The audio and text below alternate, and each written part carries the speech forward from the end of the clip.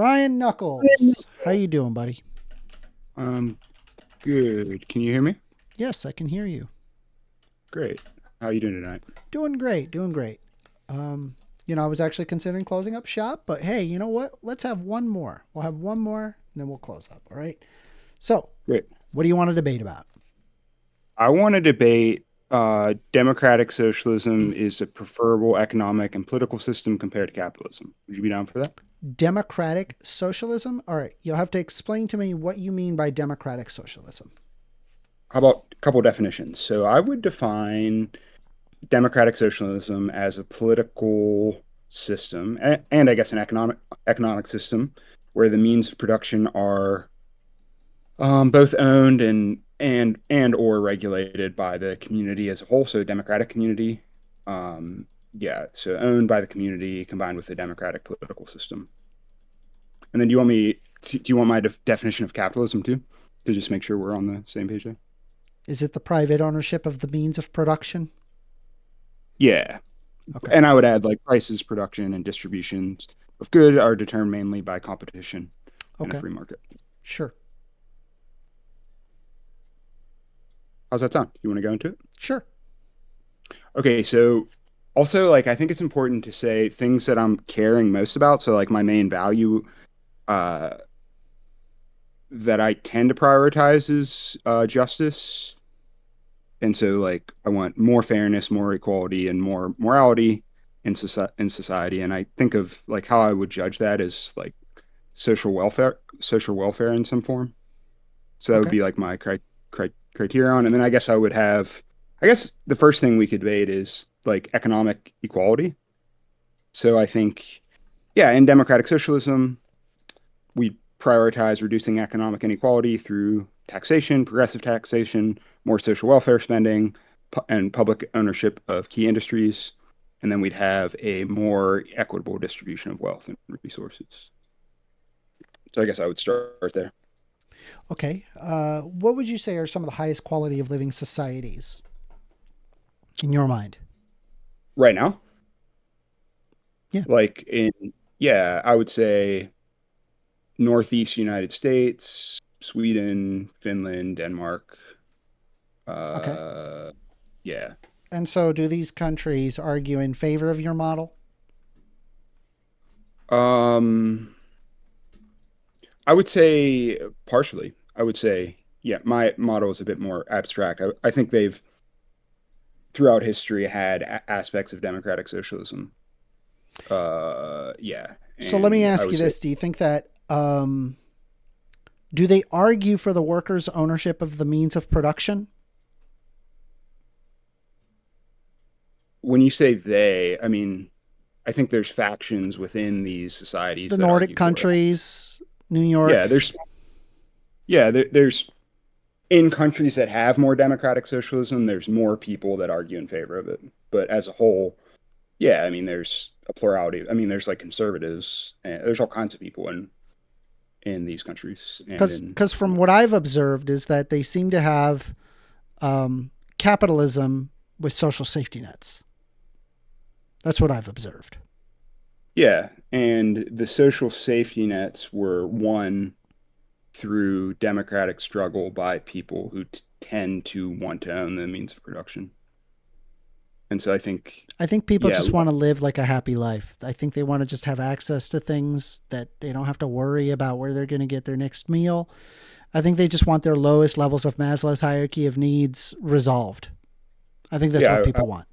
They, I they don't agree. care And if it's worker ownership or capital. They don't care. They just, yeah, whatever yeah, system that leads to that is what they like. yeah, I would agree. And I think democratic socialism will will lead to more. So I I find that hard to believe because we've seen that the workers' ownership of the means of production models have been tried throughout the 20th century is in over 57 countries and failed in every single one of them, unless if you count, I don't know, Vietnam, Cuba, China. Mhm. Um, if you count these to be successes or countries that you want to live in, I don't. I certainly don't. I like the capitalist countries that have social safety nets. Yeah, so I guess so the point here is that like it's been tried before and it's failed. That's your argument. So like, do you think? Okay, is it that's like I'm curious how that relates to the point about democratic or economic equality. I can address that point, but I I was. I don't necessarily think that like um, it, like equality in itself is something that ought be pursued to the nth degree. There's probably Mhm. a middle point where you kind of want things to be more equal, but not like perfectly equal. Yeah. Yeah, I guess what I'm arguing is that when wealth is evenly distributed, more people in society have better access to things, and that will lead to better outcomes. And then I don't know if that was the case.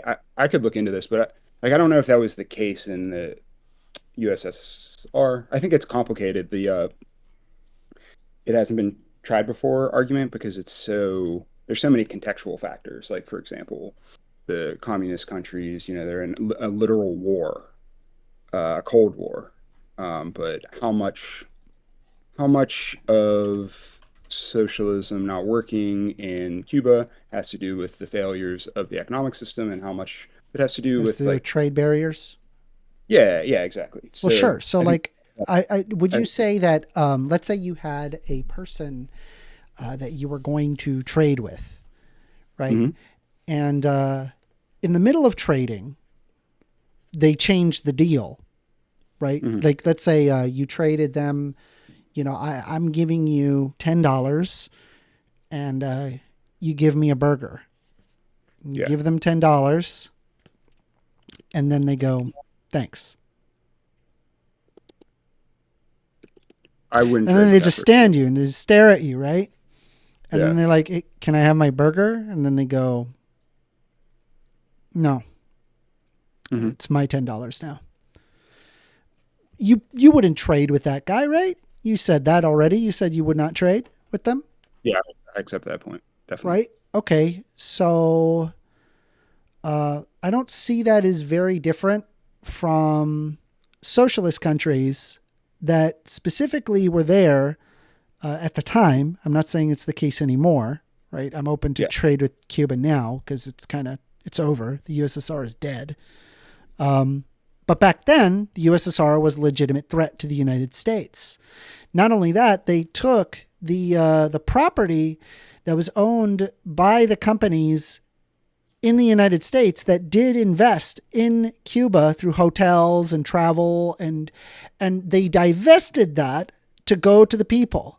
They stole it, and now it goes to the people. What happens is you don't trade with them anymore. Not just from a security concern, but also from the fact that investors don't like stuff being stolen from them. They will have a vested interest to stop trading with them. Mhm. Yeah, I think that the geopolitics, and I think there's like a pragmatic point about like how would something like democratic socialism be implemented, which is like really complicated. It's a difficult question. I think democratic socialists would need to answer it. I think what I'm trying to demonstrate in this debate is that more abstractly, like in a vacuum, it would be preferable. So that's Okay. one thing. And then, yeah, Well, go I ahead. mean, but we don't live in a vacuum, right? We live in reality where it's not Yeah, in a vacuum. And it's like, to yeah. me, it's like, I don't find, uh, socialism to be preferable. I think it actually makes lives worse for people, not better. Right. And the only way that it'll work is we basically have to make all of the other countries socialist, right? Mhm, Because like otherwise they would not want to trade because their goal is to literally divest the ownership of the means of production to the mhm. working class. So they're going to steal people's stuff to go to Mhm. the workers. Like why would we ever trade with that? Well, I think one thing I want to push back on a little bit is this use of the word we. And I think this could be an interesting point of disagreement actually, because I would say that I feel more aligned personally with uh, people in a similar class than me, right? You know, people who don't own things. I would draw the distinction not like at I see myself less as an American, for example. I am American, but I have a lot of solidarity with working class people in Ukraine, Russia, Israel, Palestine, Cuba, and I think that um, our interests would be better served if we were more unified. So I'm like, Oh no, completely agree. Trust me. You think I want trade barriers with Cuba? Absolutely not. Right. yeah, But at the same time, I don't think that trade barriers, like releasing the trade barriers, would do a whole lot in the sense that the spirit of socialism still lives among them, which basically means that if there's any amount of investment, there's a non-zero chance that you lose all of it. yeah. And I think that's a good point about the spirit of socialism. I'm trying to promote justice, democracy, etc. Those are more important criterions to me than economic efficiency, profit, etc. And I think, yeah, we will have to compete with people the people who that is their main interest. They'll have an incentive to resist that. And I think one point I want to make on this is I do want to draw a distinction between democratic forms of socialism and authoritarian forms of socialism. So I think one reason your argument about it hasn't been tried before, it kind of fails, is because of that. I think democratic socialism is a meaningful distinction. Yeah. And I think trade partners will be more, I think if you're playing by the rules, like the democratic in the world order, the current world order, I think it will be harder for. Well, I Uh, think how about this, mhm. right? I think like what would better serve, let's say, the United States, like what would I like? I think it would actually serve you a lot better as well. Is that rather than sticking to the socialist moniker or democratic uh, socialism, why not argue for like basic things like I don't know, like we need to fucking abolish fucking right to work states. It's mhm. completely insane that we have this, and I love that they call it abolish, or I'm sorry, the right to work. It's like a right to like screw you, a right to like bend you over and make you say please. Yeah. Like I it's think that's an interesting insane. point. Like, but this is an example of like where I would be friends with the socialists in the sense that they would argue for more worker rights, but like me saying that like, hey, there should be, there should be unions, that there should be organized labor in every state, not just, in certain states. It's not arguing for the workers owning the means of production. It's arguing for a realistic notion of what we ought have. Yeah. It's kind of an interesting point, like the use of socialism rhetorically. Like it might be easier, you'd be more amenable if things were like more granular and I were arguing for more specific policy positions. Um, and then where we would probably start running into more friction is like I would be amenable to something like, yeah, democratically over time, like not with guns or anything, like nationalizing industries and essentially doing like a kind of eminent domain on, yeah, things that people have worked hard for and built up. Mm-hmm. And I would like bite the bullet on that from a utilitarian perspective. Yeah, but I would not be in favor of like violently seizing people's property and like not compensating them for that. It would be more analogous to something like eminent domain. Um, yeah, Okay.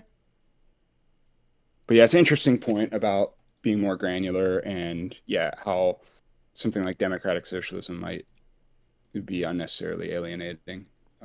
I want to be honest, but I appreciate the ideas about. Yeah, it's cool, man. Good talk. I really enjoyed it. Yep. You got Yes, anything you're else on. for me? No, no. All Appreciate right, the man. opportunity. Well, it was a good talk, Thanks. dude. You'll see the video sometime soon. Just subscribe to my YouTube channel. You'll see it. Okay. Sounds Thank good. you.